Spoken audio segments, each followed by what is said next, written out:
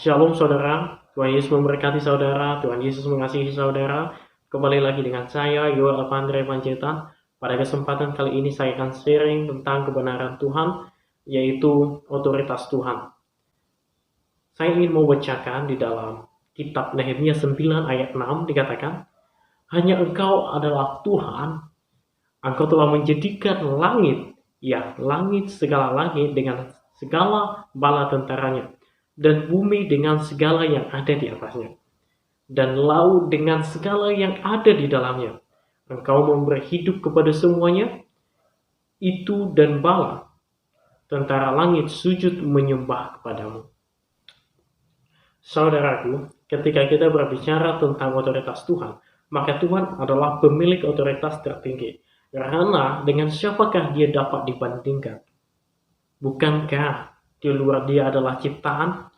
Bukankah semua yang bisa kita lihat, bahkan yang tidak kita lihat, berasal daripada firman Tuhan? Atau malaikat? Bukankah malaikat itu juga ciptaan Tuhan? Jadi saudaraku, Tuhan adalah Raja dari segala raja. Tuhan adalah pencipta alam semesta ini. Maksud saya, kita penting menyadari betapa besarnya Tuhan itu, betapa dahsyatnya Tuhan itu, betapa berkuasanya Tuhan itu. Karena sering di hari-hari ini, banyak orang yang lebih mencari kekuatan dengan cara yang salah. Banyak orang yang sampai mencari ilmu kekuatan, ilmu batin. Mereka tidak sadar bahwa kekuatan yang sebenarnya adalah dipegang oleh Tuhan. Bahwa kekuatan yang sebenarnya itu adalah milik Tuhan. Jadi sampai banyak orang melakukan hal-hal yang lain, hal-hal yang aneh. Mereka tidak menyadari bahwa Tuhan berkuasa. Mereka tidak menyadari bahwa mereka berguru kepada ciptaan. Mereka berguru kepada iblis. Iblis kan pemberontak. Dulu malaikat, artinya malaikat itu kan ciptaan Tuhan. Artinya otoritas yang dimiliki iblis itu sangat kecil. Iblis itu sebenarnya tidak memiliki otoritas yang banyak. Hanya saja manusia membesar-besarkan nama iblis, menyanjung-nyanjung iblis, memberkatakan iblis itu seram, dia memiliki kekuatan, dia dapat membunuh. Kita tidak sadar bahwa kuasa Tuhan itu lebih dahsyat. Kuasa Tuhan itu lebih berkuasa daripada setan. Setan hanya ciptaan. Nah, di dalam hidup ini, kadang-kadang kita lebih melihat situasi kita. Kita lebih melihat perkembangan ekonomi kita. Kita sering khawatir di dalam hidup ini. Kita sering melihat penyakit kita, permasalahan kita, bahaya yang sedang mengancam kita. Tapi saudaraku, penting lihat otoritas Tuhan, kuasa Tuhan yang akan bekerja. Penting kita melihat terobosan di dalam Tuhan. Penting kita melihat cara kerja Tuhan di dalam hidup kita. Karena cara Tuhan adalah cara yang terbaik untuk menolong kita. Karena dengan kuasa Tuhan, kita bisa ada sampai hari ini. Itu bukan karena kekuatan kita, saudara. Bukan karena kehebatan kita merawat diri kita, menjaga pola hidup kita, menjaga pola makan kita, pola kesehatan kita. Bukan, saudara. Tapi karena kemurahan daripada Tuhan.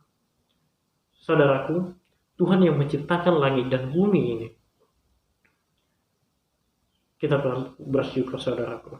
Kita tidak perlu menyombongkan dengan apa yang ada kita miliki hari ini.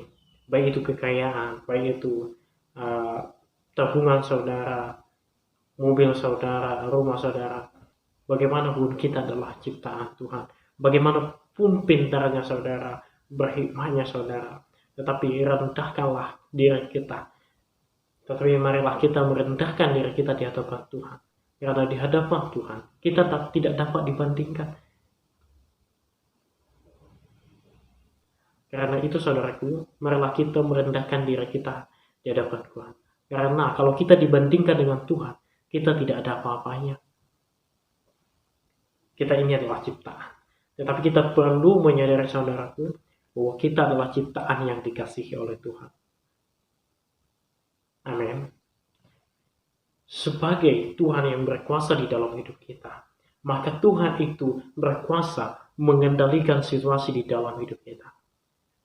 Kita penting melihat dari perjanjian lama, ketika Firaun menantang Tuhan dengan ilmu sihirnya, dengan tukang jampinya. Yang terjadi apa? Firaun dikalahkan. Firaun dibunuh oleh dirinya sendiri karena keserakahan untuk memperbudak orang Israel. Ketika Gideon merasa lemah, kita lihat kuasa Tuhan membangkitkan semangat di dalam dirinya. Tuhan memberikan kekuatan di dalam diri Gideon untuk mengalahkan musuh-musuhnya. Ketika Daud berperang, kita tahu bahwa dia seorang pemberani, tetapi keberanian itu berasal daripada Tuhan. Dan masih banyak lagi tokoh-tokoh di Alkitab yang tidak mungkin saya sebutkan satu persatu, tetapi mereka menyadari bahwa itu semua karena Tuhan, itu semua atas kuasa daripada Tuhan. Kita penting menyadari dahsyatnya Tuhan di dalam hidup kita. Tetapi saudaraku, kita penting juga menyadari bahwa kuasa Tuhan, otoritas Tuhan telah diberikan kepada kita juga. Apa itu? Di dalam Markus 16 ayat 17 sampai 18 dikatakan, tanda-tanda ini akan menyertai orang-orang yang percaya. Mereka akan mengusir setan-setan demi namaku. Mereka akan berbicara dalam bahasa-bahasa yang baru bagi mereka. Mereka akan memegang ular, dan sekalipun mereka minum racun maut, mereka tidak akan mendapat celaka. Mereka yang meletakkan tangannya atas orang sakit, dan orang itu akan sembuh. Saudaraku, saudara memiliki otoritas di dalam Tuhan. Saudara memiliki kuasa yang diberikan Tuhan melalui Roh Kudus-Nya. Saudara tidak sendirian. Roh Kudus ada di dalam hidup kita masing-masing. Sehingga kita, saat kita lemah, saat kita mengingat, saat kita lemah, tapi ketika kita mengingat Tuhan, maka di situ ada kuasa Tuhan. Maka di situ ada kekuatan Tuhan di dalam hidup kita. Saat kita sakit, kita penting menyadari bahwa kuasa Tuhanlah yang akan menyembuhkan kita. Ketika saudara sakit, saya tidak melarang saudara untuk pergi ke dokter untuk berobat. Tetapi penting, yang pertama kita ingatkan adalah kuasa Tuhan di dalam hidup kita. Kita penting terlebih dahulu berdoa daripada langsung pergi ke dokter. Dan saudaraku, perhatikan, kuasa yang diberikan Tuhan itu adalah kuasa yang besar. Kuasa yang diberikan Tuhan itu adalah bukan hanya sekedar kuasa. Tuhan memberikan kuasa ini di dalam hidup kita, bukan menjadi kesombongan. Tetapi ini menjadi sesuatu rasa syukur bagi Tuhan. Ini adalah semuanya milik Tuhan. Ini semuanya adalah pemberian daripada Tuhan. Karena itu tidak ada yang bisa kita sombongkan, saudaraku. Tetaplah merendahkan diri di hadapan Tuhan. Amin. Demikian yang bisa saya sampaikan. Tuhan Yesus memberkati saudara.